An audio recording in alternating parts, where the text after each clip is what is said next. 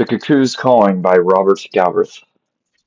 Our disproportionate interests, even grief, bears examination. Right up until the moment that Laundry took her fatal dive, it is a fair bet that tens of thousands of women would have changed places with her. Sobbing young girls laid flowers beneath the balcony of Landry's 4.5 million pound penthouse flat out after her crushed body was cleared away. Has even one aspiring model been deterred in her pursuit of tabloid fame by the rise and brutal fall of Lula Landry? Important characters. Cormoran Strike is the main protagonist and detective in the case. He is a very miserable person throughout the story. In his childhood, his father is mostly absent. His father was a famed rock star and had many kids, siblings whom Strike never got to meet. But yeah, his father was never present in his life. Furthermore, Strike went to Afghanistan and lost his leg and has a prosthetic leg. He has had a relationship for a very long time that unfortunately ends at the very start of the book. And that's where his detective agency is kind of at. Robin Ellicott, she is the secretary of Strike, and she um, is from Dublin and is newly wedded. So she is very smart, very outgoing, and helps a lot in the case. John Bristow is the main prosecutor who comes to Strike for help in the case, and Lula Landry and is Lula Landry's half brother.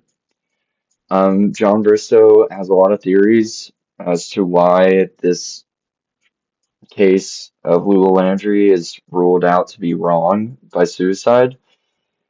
Lula Landry herself is the supermodel who felt her death in a supposed suicide, but others think that there was more to her death, such as John Bristow. She is worldwide famous sensation. She's worth around 5.5 million pounds, so she is huge. Summary of chapters 1 through 8.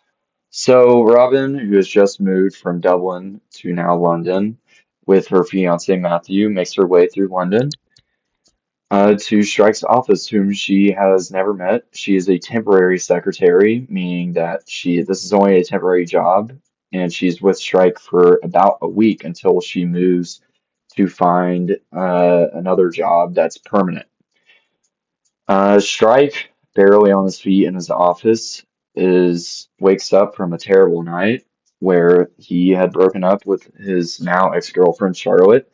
Charlotte doesn't really appear too much, but is more of like is a mental barrier for Strike throughout the story.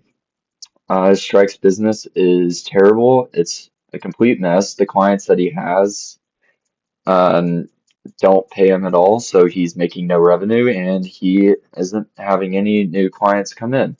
So he really is in overall pretty bad state. Um, Going out of the office, he stumbles into Robin and bumps into her and almost kills her by her going down a staircase, but luckily he grabs her arm, pulls her back up, so it's a pretty bad first interaction between the two. In his office, he has no supplies because he's in extreme debt. He's taken out a loan for this business, so he has practically nothing but a desk for Robin and a computer for her and his own tiny little office, which he is also sleeping in because he's practically homeless because he has nowhere to go now that he's broken up with his girlfriend. Um, Now, after meeting Robin, since he has no clients, he's basically like, I'm gonna go back in the office and I'm gonna go to sleep. So you just sit at the desk and do nothing. Goes back in, slumps off, and then Robin comes in and is like, hey, you have a client. So Strike kind of flips out and he grabs his dirtiest, cleanest shirt that he has, throws it on, and invites the client in. The client is John Bristow. Obviously, John Bristow coming in is very distraught. Strike picks up on this and he's like, okay, lay it out on me. What is going on? John Bristow is, okay, well, I want you to keep it confidential, but I am Lula Landry's half brother. Strike is like, that's not possible. Lula Landry is not adopted. It doesn't say this, but it's thinking this and is pretty skeptical about it. John basically says that, listen, she did not commit suicide. The investigators that were working on her case are wrong.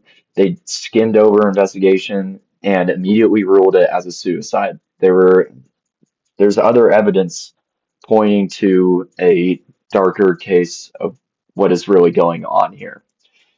John Bristow kind of opens up more about Lula's past, and Strike is kind of writing this all down as he goes.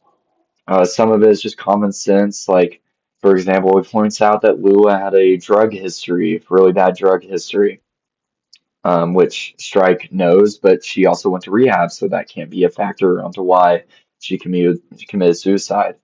A factor that might be an indicator of suicide was her strained relationship with her boyfriend, um, who the media has picked up on and following constantly everywhere as they've had many public fights. So that might be a cause of what's going on. But John points out that she was in really high spirits the last few days that she was in that she before she had died. She had just signed a contract that was worth millions, so there was no possible way that she couldn't have just taken her life immediately after making signing a deal like that.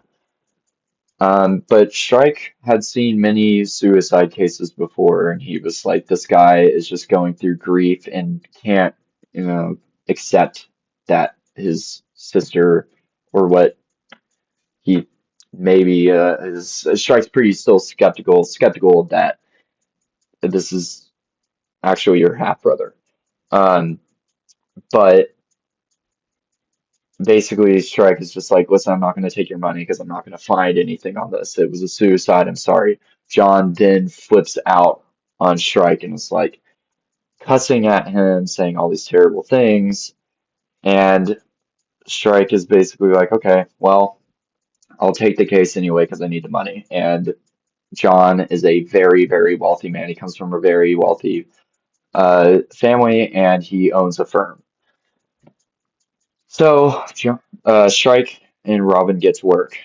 He tells Robin, search up any photos, people that had been around Lula a lot, and after at the funeral, just look into the case. Robin gets in on it. She proves to be very helpful with this, and Strike is like, "Hey, it's like the end of the week. I know you have to go. Would you mind like staying here for another 2 weeks to a month?" And Robin is like, "I actually really like this job. It's my dream job." So she ends up staying. And so they then find a number of suspects that might be surrounding the case or that are surrounding the case that have been pretty prominent figures throughout Lula's life. Strike goes throughout London and talks to people that have worked within the flat that Lula lived in and finds uh, numerous points of information about Lula and the people that she was staying with and the amount of paparazzi that was constantly surrounding her. But the suspects here are Evan Duffield, which is her boyfriend, which he is a pretty high suspect in this case because of the amount of fights that they've had in public, and they seem like they're not on good terms. But he's actually ruled innocent because with the cameras in the penthouse, he was found outside during her death, minutes before her death. So he was involved, so he's ruled out innocent. The Vestiges is the wife and husband that lived below uh, Lula's penthouse, and the wife apparently heard arguing upstairs and saw her falling down, which she's ruled out innocent because they found out in the layout of the penthouse that the walls are very thin. So yes, she could have totally heard an argument going on upstairs. Rochelle is one of Lula's close friends that she went to rehab with, and they rule her innocent because there's no possible way that she could have had a motive of killing her. Um, Sierra Porter is a supermodel that did a lot of work with Lula, but she was ruled out innocent because she was with her the night of her death, but dropped her off and went to a party and is supported by this because there are several posts that show her at that party.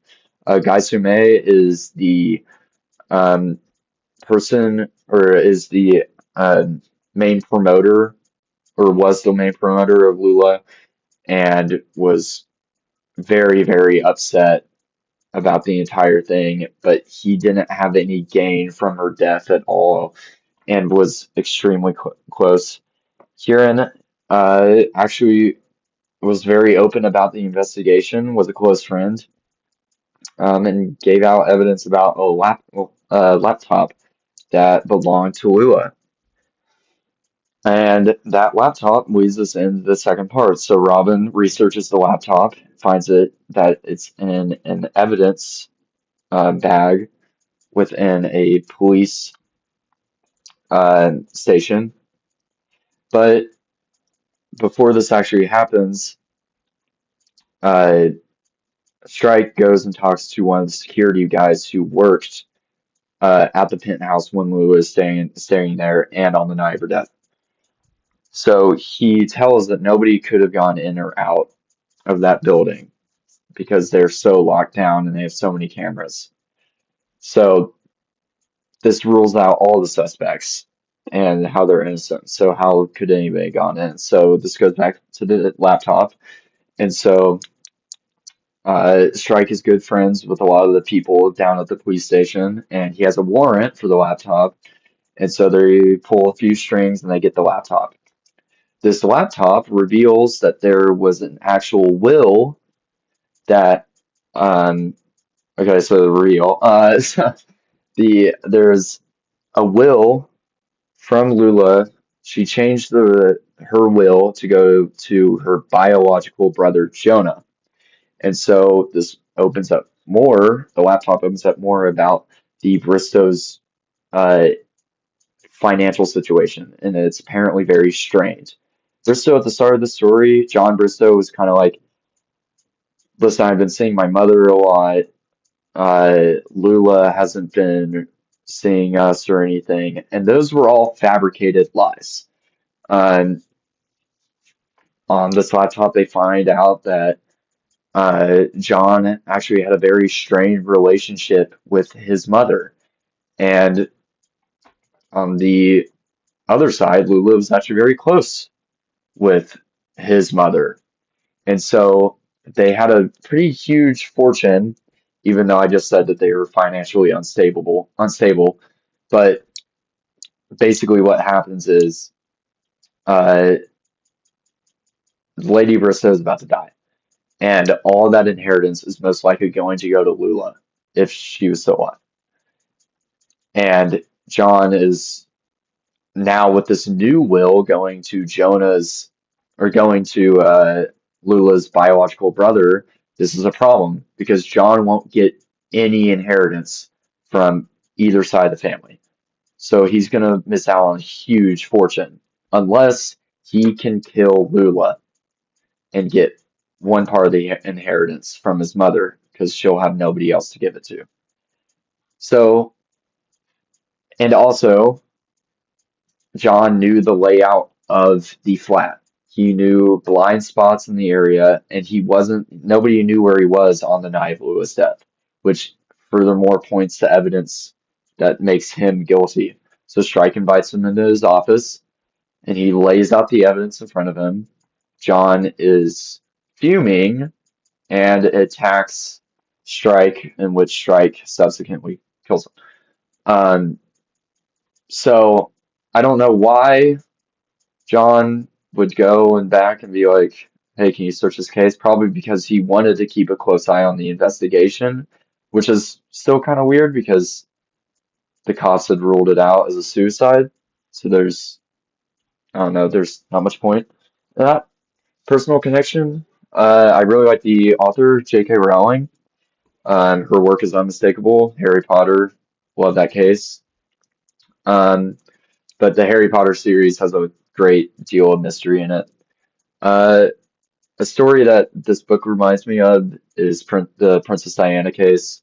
Like Lula, she was surrounded by paparazzi, which that was also another suspect in the book, is that the paparazzi could have led to Lula's suicide. Obviously, that's wrong now, but the paparazzi was a factor in Diana's death. I had difficulty focusing on reading because my attention span is terrible because I have a phone. Um, but luckily, the character development and just the characters, just like the strike, for example, had great elements to them that really got me into the book. Her style of writing was a little overwhelming, which I'll talk about more in this part. I recommend this book to anybody because it's J.K. Rowling. She does fantastic work in literacy, so I think anybody can sit down and read it. Um, and the only reason I say when I first opened the book, I started to regret it because the pages are quite long. And yeah, but I mean, I got through the first chapter and ended up falling in love with it. So it's a good book. I think anybody can sit down and read it. But yeah, that's my final thoughts.